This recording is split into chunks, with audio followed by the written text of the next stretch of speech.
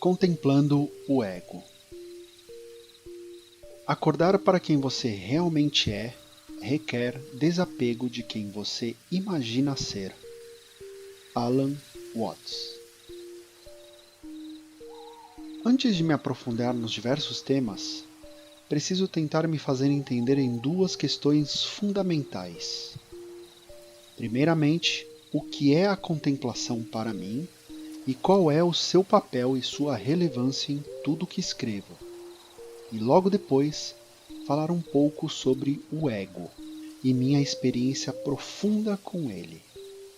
Estes dois pontos são fundamentais e este é um capítulo muito importante. Se pegarmos as definições sobre contemplação na internet, vamos notar que existe um embolado de informações, tanto racionais como religiosos com relação a esta palavra. Em uma busca rápida, encontramos informações como admirar e pensar sobre alguma coisa, ou alcançar Deus através da vivência pessoal e não meramente através de um processo discursivo. Note, caro ouvinte, que a mesma palavra deflagra atos do pensar e do sentir. É uma palavra que suscita a união do pensar racional com o sentir sobre algum fenômeno específico. Analogamente, seria como juntar ciência e religiosidade em uma mesma ação. Ou melhor dizendo, é a observação tendo conhecimento dotado de compromisso e amor. A primeira vez que me deparei com esta palavra de um modo mais sério foi em diversas leituras sobre alquimia. Eu queria entender o que era esta arte chamada alquimia, de onde ela vinha e por que ela ainda é considerada por muitos como o pai da ciência.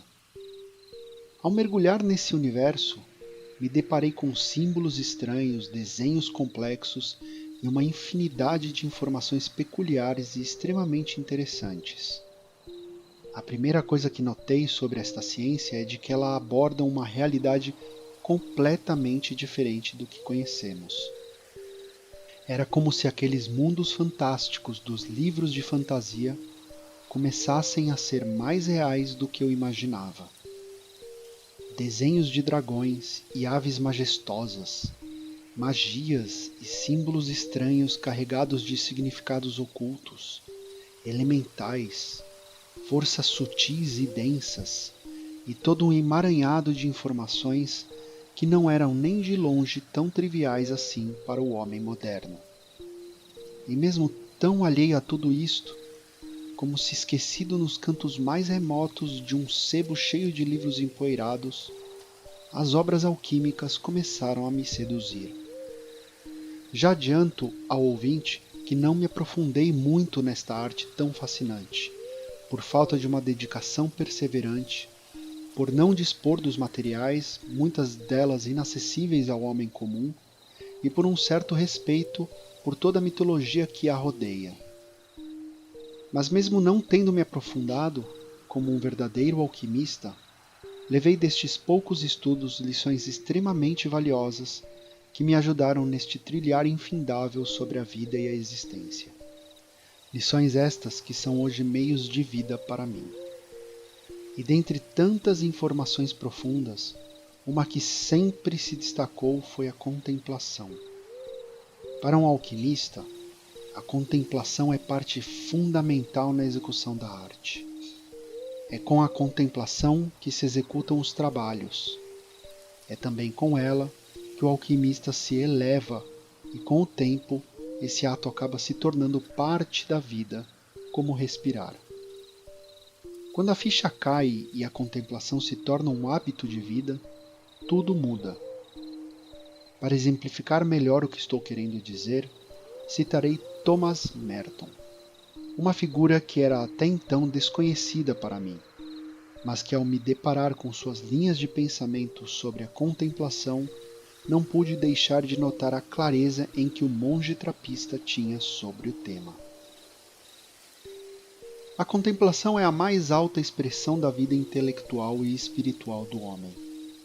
É a própria vida do intelecto e do espírito, plenamente despertada, plenamente ativa, plenamente consciente de que está viva. É um espanto espiritual, uma admiração, um temor espontâneo, reverencial diante do caráter sagrado da vida, do ser. É gratidão pelo dom da vida, pela consciência despertada, pelo ser. E Merton vai além ao afirmar que a vida de contemplação implica 2 planos de tomada de consciência. Primeiro, estar consciente da pergunta, e segundo, estar consciente da resposta. Esta última parte é de real importância, pois estar consciente é muito diferente de ter consciência sobre um determinado fenômeno. São poucos os que têm consciência, e um número ainda menor estão realmente conscientes. Merton ainda reforça dizendo que a contemplação de que falo aqui não é filosófica. Não é a tomada de consciência estática de essências metafísicas, apreendidas como objetos espirituais, imutáveis e eternos. Não é a contemplação de ideias abstratas. A contemplação é mais do que mero considerar de verdades abstratas sobre Deus, mais até do que a meditação efetiva das coisas em que cremos. É um despertar, uma iluminação. É a apreensão intuitiva, espantosa, com que o amor se certifica da intervenção criadora e dinâmica em nossa vida cotidiana. Fica claro que, para Merton, a contemplação desempenha um papel crucial para aquele que busca conhecimento, e principalmente uma sabedoria transcendental. E sua íntima ligação com a consciência é parte importantíssima dessa obra. Tudo se resume numa única tomada de consciência, como disse o monge trapista. Para encerrar esta introdução sobre a contemplação, faço as palavras de Merton as minhas.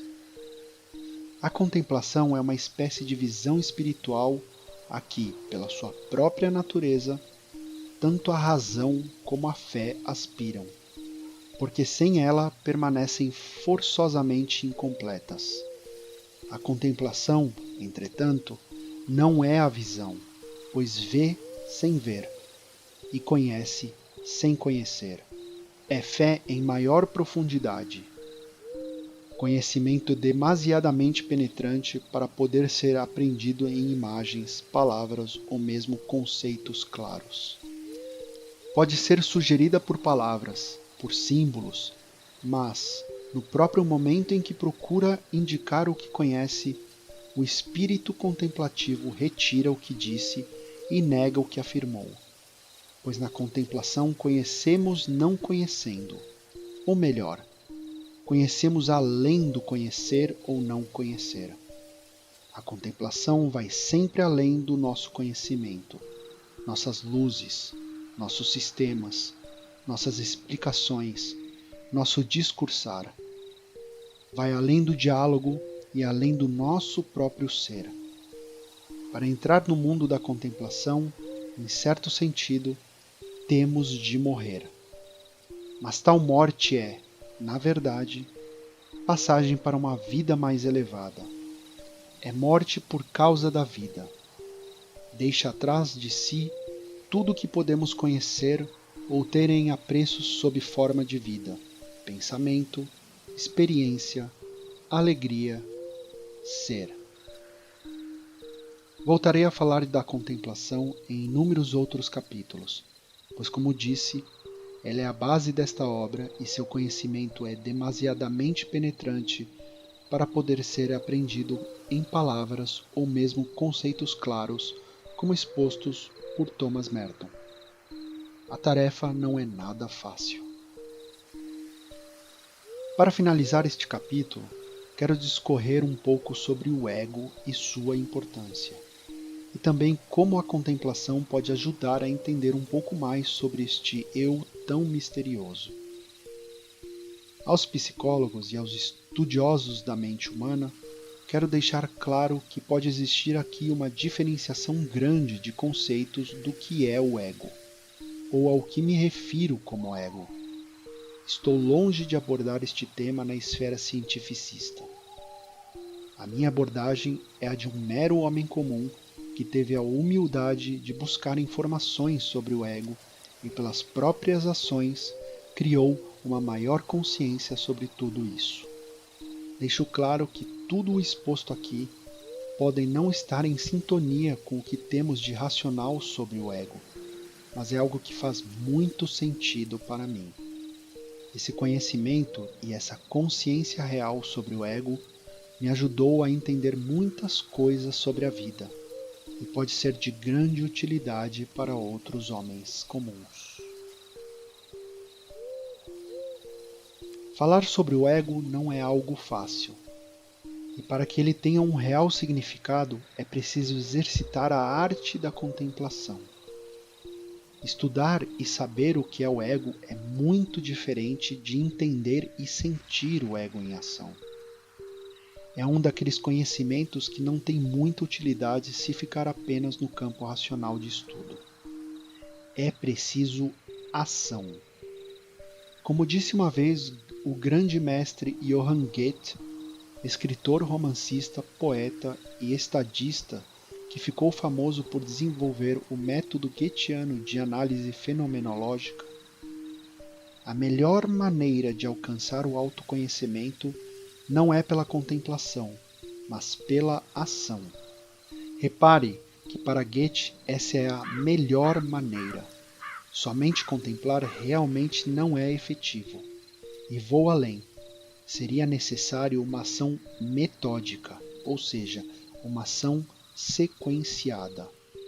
A ação por si só já é bastante efetiva, mas pense o seguinte: se para alcançarmos um grau de excelência em algo, precisamos sempre de muito treinamento, não seria diferente para este caso em particular. Sem o constante exercício de observação e contemplação do ego no seu dia a dia, o ato não se torna verdadeiramente consciente na mente e, consequentemente, se volta novamente para o campo das ideias, sem muita serventia para o indivíduo. É quase como um cair de fichas, que vem muito depois de toda essa ação metódica. Mas esse cair de fichas se torna ainda mais eficiente se existir nesse processo a contemplação, e não somente uma observação racional. A ação somada à contemplação torna tudo mais fácil. Não que seja fácil, mas o caminho fica menos espinhento.